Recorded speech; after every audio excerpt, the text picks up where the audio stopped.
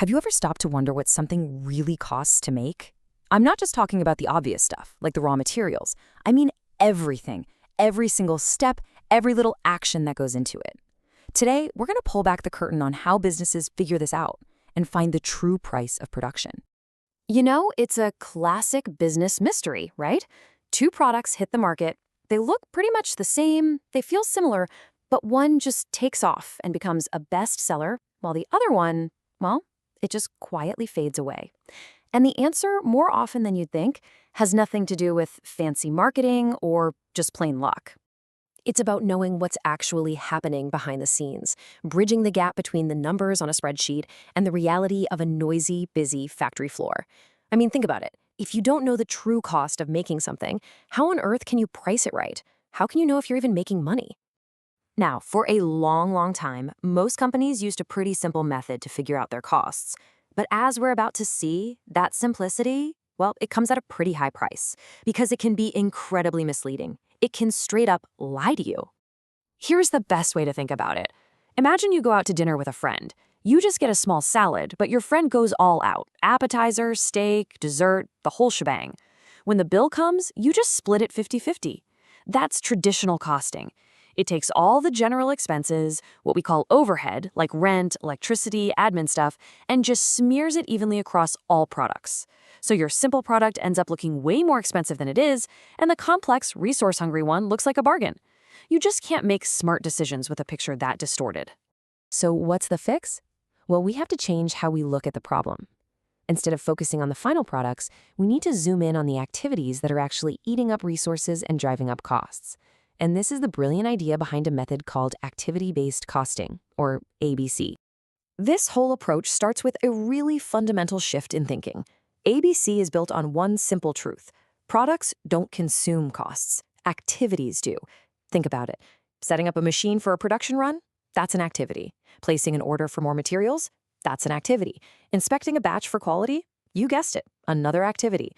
Each one has a real cost, and ABC is the tool that lets us trace those costs directly to the products that actually use them. Okay, so how does this actually work in the real world? Let's pop the hood and take a look at the engine that drives this whole thing. It's actually a really clear, logical process once you see it laid out. It all boils down to 5 essential steps. First, you figure out every key activity in your process. Then, for each one, you find what's called its cost driver.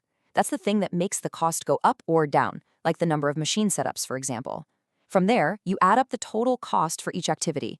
You figure out a rate per driver, and finally, you assign those costs to your products based on how much of each activity they actually used. Now, a really crucial part of this whole thing is learning to separate the good activities from the wasteful ones. You see, value-added activities are the things the customer is actually paying you for. You know, the design work, the actual assembly of the product. But then you have the non-value-added activities. This is just pure cost. Things like storing inventory or moving parts from one side of the factory to the other. That doesn't make the product any better, but it sure does make it more expensive. ABC shines a giant spotlight on all that waste. And this process lets you get incredibly detailed. A business might map out all its activities and then group them into 4 key levels. You've got unit-level costs that happen for every single item you make, then batch-level costs for each group you produce, then product-level costs tied to a specific product line, and finally, facility-level costs, which are the big general overheads. This level of detail, this granularity, is exactly what makes ABC so powerful. All right, theory is great, but let's make this feel real.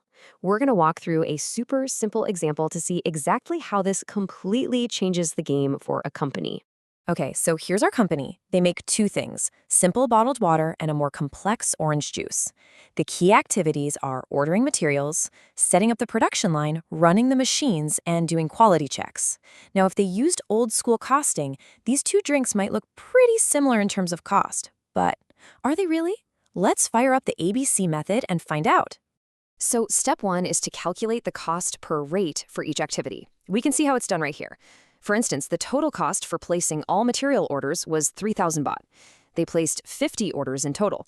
So you just divide 3,000 by 50 and you get a specific cost of 60 baht every single time an order is placed. Simple, right?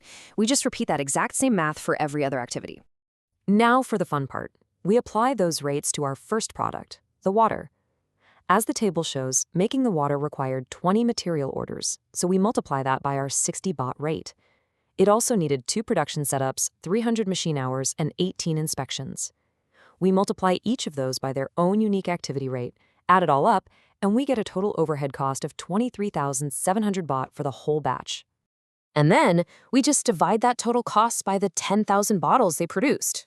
Bam! We get the true overhead cost for one single bottle of water, 2.37 baht. A nice, clean, precise number. But what about the orange juice? Remember, it's a more complex product, and as the data here shows, it used up a lot more resources.